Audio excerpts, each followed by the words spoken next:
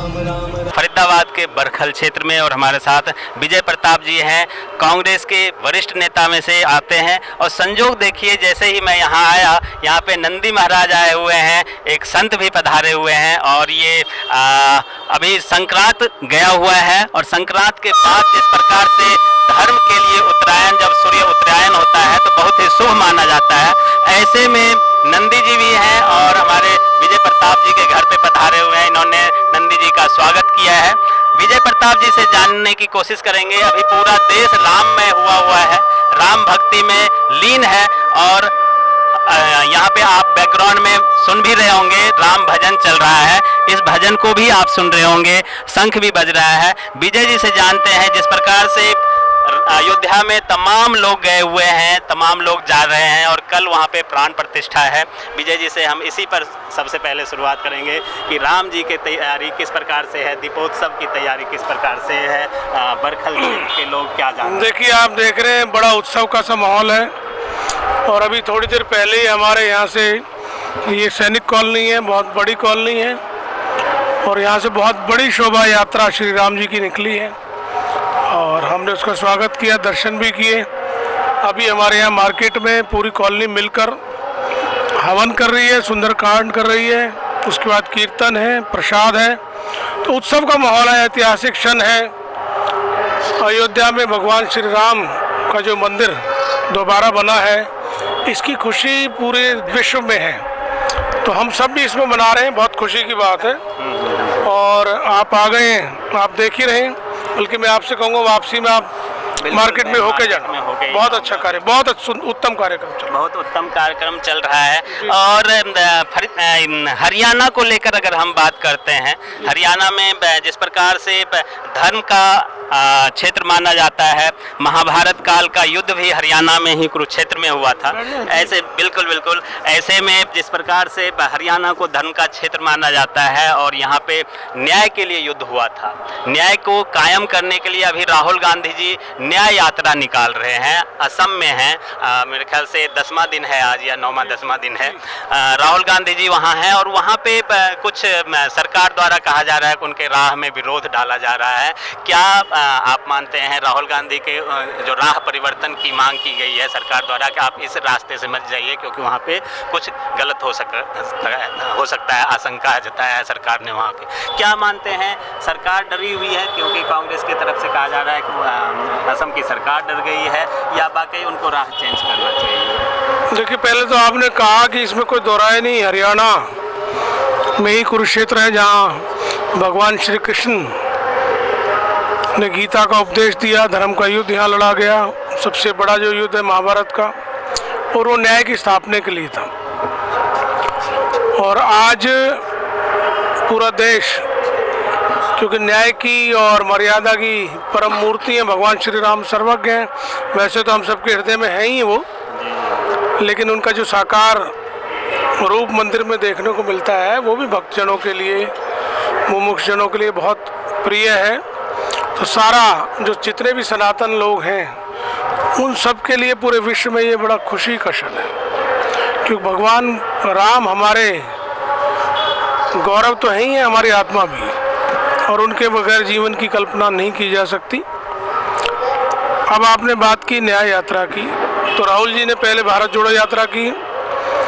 वो विश्व की सबसे ऐतिहासिक यात्राओं में से एक रही है, सबसे सफल, और इतनी अनुशासित थी। मैं उसमें रहा, बहुत दिनों तक उसका हिस्सा रहा। फरीदाबाद ज़िले का तो कोऑर्डिनेटर भी मैं रहा, और फरीदाबाद में इतनी भीड़ लोगों ने कभी नहीं देखी होगी तब जो राहुल जी के लिए उमड़ी थी। तो बड़ी अनुशासित रही है। सवेरे 5 बजे से वो शुरू हो जाती थी और बिल्कुल ऑन टाइम। लोगों ने, प्रशासन ने पहली यात्रा में सब जगह साथ दिया। लेकिन अब दुर्भाग्यपूर्ण है, असम में जाकर जिस तरह की ये घटना हो रही है, FIR दर्ज हो रही है, उनके रूट को बदलने की कोशिश की जा रही है, क्योंकि भीड़ ज़्यादा हो रही है। लोग राहुल जी के विचारधारा से जुड़ रहे हैं और उन्होंने इसको न्याय का नाम दिया, क्योंकि न्याय जरूरी है। अगर आप देखेंगे, अभी भी मोदी के शासन में आंकड़े अगर उठाएंगे आप, तो कई लाखों में हैं जो महिलाएं हर वर्ष गायब हो रही हैं, उनका पता ही नहीं है। महिलाओं को उत्पीड़न, उनके प्रति अपराध, बच्चे, तो अभी हमारा देश इसमें काफ़ी पिछड़ा है। तो उस चीज़ बहुत ज़रूरत है उसको लाने की, और लोगों में जागरूकता लाने के लिए ही राहुल गांधी जी ने यात्रा की है। ये दुर्भाग्यपूर्ण है कि वहाँ की जो भाजपा सरकार है वो उनकी सफलता से बौखलाकर और उन्होंने ये गलत कदम उठाया। बिल्कुल, आपने महिलाओं के प्रति जैसे कि कहा कि महिलाओं के साथ यहाँ पे अन्याय हो रहा है, महिलाएं गायब हो जाती हैं, पता नहीं चलता है। अभी हरियाणा में, जी हाँ, अभी हरियाणा में महिला पहलवानों के मामले आए और पिछले दिनों कुश्ती महासंघ को लेके भी ये चला था, तो सरकार ने जो कुश्ती महासंघ को भंग कर दिया है। और क्या लगता है सरकार को एहसास था कि अगर ऐसा नहीं करेंगे तो हरियाणा ही नहीं देश की महिलाओं के प्रति सरकार का जो अभी चल रहा है वो गलत मैसेज जाएगा? देखिए, इसमें मोदी सरकार शामिल रही है पहलवानों को बेइज्जत कराने में। उनके साथ जो अन्याय हुआ, उन बहनों के साथ, बेटियों के साथ मोदी सरकार ने संरक्षण दिया है, वरना इसको तो बहुत पहले बर्खास्त कर देना चाहिए था। इतने दिन जांच चलने के बाद, और पुनः फिर आप देखिए दोबारा कुश्ती संघ का चुनाव हुआ, उसमें उन्होंने कहा दबदबा कायम है, कायम रहेगा। उसकी प्रतिक्रिया के बाद जब मोदी सरकार बैकफुट पाई, वरना तो मोदी सरकार को पहले ही कदम उठाने चाहिए था। पहलवानों ने अपने अवार्ड वापस लौटाए, बहनों ने कितना रोई हैं वो टेलीविज़न के आगे। तो मैं समझता हूँ ये जो ना दोगली नीति है इनकी, ये लोगों को दिखाने के लिए कुछ और कहते हैं और धरातल पे ऐसे लोगों का पोषण करते हैं, उनको पालते हैं जो इस अपराधों में शामिल रहे। बिल्कुल बिल्कुल। अब हम अपने बरखल क्षेत्र की बात करेंगे। बरखल क्षेत्र में पिछले 5 साल में मुझे लगता है कि कम से कम 10 लाख लोगों को बेघर किया गया है। एक तो सबसे बड़ा जो हुआ खोरी गांव को लेके, उसके बाद कई सारे जो डेरा हम इस क्षेत्र में पड़ता है, कई सारे डेरा को तोड़ दिया गया, वो लोग बेघर हो गए हैं। उन बेघरों को न्याय दिलाने के लिए और उन बेघरों के प्रति जो जिस प्रकार से आपने समय समय पर आवाज़ उठाया है, कई लोग अभी भी लड़ रहे हैं, उनको अब तक कोई आश्रय नहीं मिला है, घर से बेघर हैं वो लोग, उनके लिए आप क्या कहना चाहेंगे? देखिए, हमने तो हाई कोर्ट, सुप्रीम कोर्ट तक लड़ाई लड़ी है उनके लिए, और खुद मोदी जी ने कहा था कि मैं 2022 तक सबको मकान दूंगा। लेकिन उन्हीं मोदी जी ने, उन्हीं की बीजेपी सरकार ने, हरियाणा सरकार ने इस केस को तोड़ मरोड़ के पेश किया। सुप्रीम कोर्ट में ये गारंटी नहीं दी कि हम इन गरीबों को बसाएंगे, और सुप्रीम कोर्ट में तथ्य गलत पेश करने की वजह से 10,000 मकान तो खोरी में उजड़े। यहाँ सामने जवाई कॉलोनी और जगह जगह जहाँ भी हमारी स्लम बस्तियाँ हैं, उनको उजाड़ने का काम किया है। क्या ये लोग सनातनी नहीं है? क्या ये लोग हिंदुस्तानी नहीं है? सिर्फ यही सनातनी है जो मोदी का नाम ले रहे और नहीं है?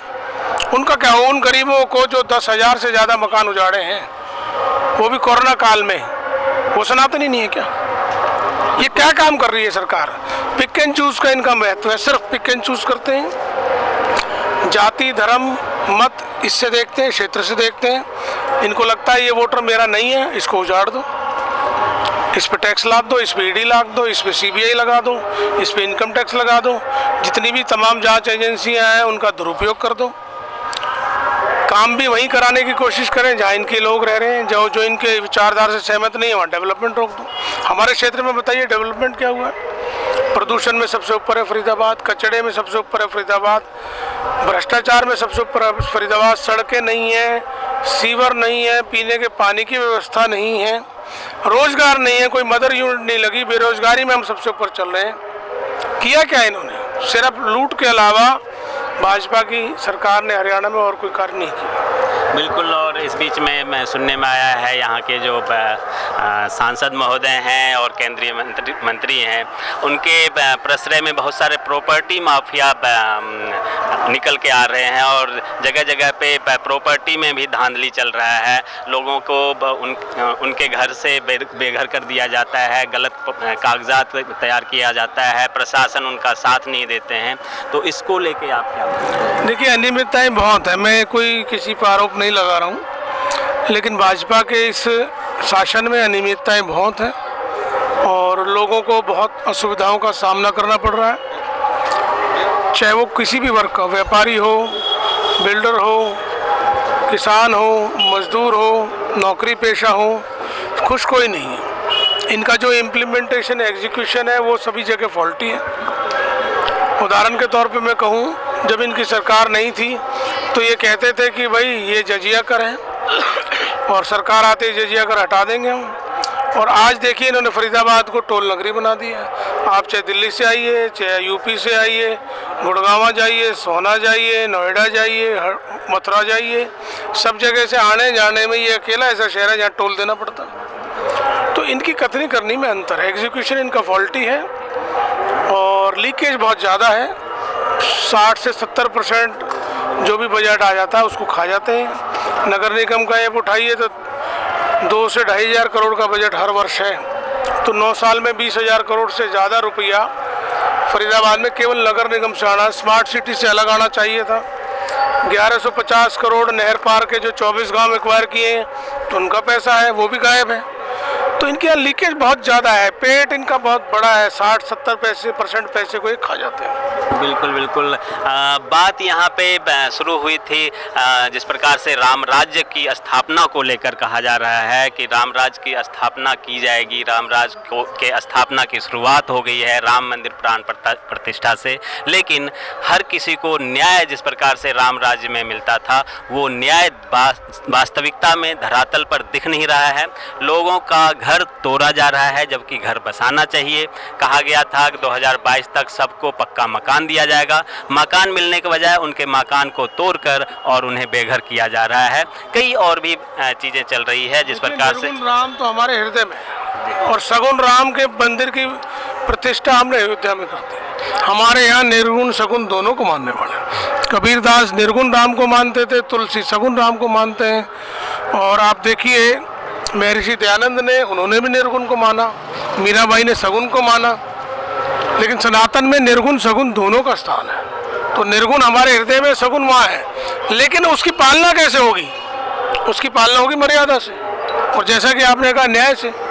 अगर न्याय का शासन होगा तो ही तो उसका अर्थ है, वरना अर्थ नहीं है। बस इसी की स्थापना पे कार्य होना चाहिए। अगर राम जी के राम राज्य की स्थापना वाकई में करना है तो हर किसी को न्याय मिलना चाहिए, क्योंकि राम जी ने जिस प्रकार से एक व्यक्ति को असंतुष्ट देखकर अपनी अर्धांगिनी माता सीता को त्याग दिया था, वैसे में क्या आज की सरकार करने में सक्षम है? अगर सक्षम होती तभी ये सरकार राम राज स्थापित कर सकती, लेकिन ऐसा दिख नहीं रहा है। बने रहिए मोबाइल न्यूज़ 24 के साथ। आप तमाम दर्शकों का बहुत बहुत धन्यवाद। विजय जी आपका धन्यवाद। और इस ऐतिहासिक क्षण की, गौरवमयी क्षण की, क्योंकि सबको खुशी होनी चाहिए और है भी। कोई इसका कोई और अर्थ निकाले वो उसकी बात है, बाकी इसमें कोई राजनीति नहीं होनी चाहिए। धन्यवाद। बिल्कुल हर किसी के मन में राम जी के प्रति श्रद्धा है और उन्हें अपना पुरुषोत्तम के तौर पर मानते हैं, इसमें कोई शक नहीं। सरपंच साहब बैठे, रमजान जी, रमजान खान सरपंच साहब हैं। मैं इनका उदाहरण देता हूँ। इनका जब भी फोन आता है तो ये कहते हैं राम राम। मतलब इससे अद्भुत कोई बात ही नहीं हो सकती। हमारी संस्कृति की इससे अद्भुत कोई बात ही नहीं हो सकती। लेकिन जो लोग विघटनकारी हैं उनको विघ्न पैदा करने हैं और जिनको सही चीज़ देखनी है उनको सही चीज़ देखनी है। बिल्कुल कई तरह के चीज़ इस बीच में आए हैं, चाहे मुस्लिम धर्म के हों, किसी भी धर्म के हों, हर कोई भगवान राम के प्रति श्रद्धा रखते हैं, उनका सम्मान करते हैं और उनको जानने की कोशिश करते हैं कि वाकई वो पुरुषोत्तम राम थे। उनके मार्ग पे चलना इतना आसान नहीं है। अगर कोई चले तो राम राज स्थापित हो सकता है, लेकिन क्या आप चल पाएंगे, हम चल पाएंगे? ये सरकार वाकई में राम राज स्थापित करना चाहती है या फिर दिखावा है? ये बहुत बड़ा प्रश्न चिन्ह है। बने रहिए मोबाइल न्यूज़ 24 के साथ। आप तमाम दर्शकों का बहुत बहुत धन्यवाद। विजय जी आपका एक बार फिर से बहुत बहुत धन्यवाद सभी को।